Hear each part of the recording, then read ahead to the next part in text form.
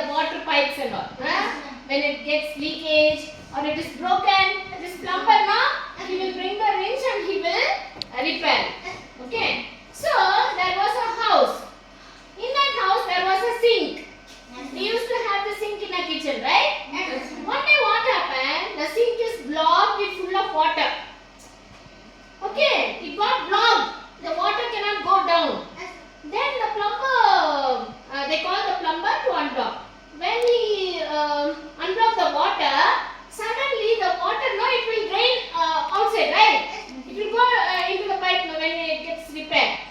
When the water goes down, there was a gurgling sound like gur, gur, gur, gur, gur. Have you seen that? When water blocks, when it is unblocked?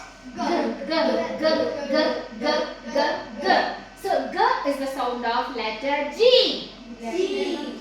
Now repeat after me. Gur, gur, gurgle, gurgle, gur, gur, glue, glue. Now Suji tell. Gur, gur, gold. Very good.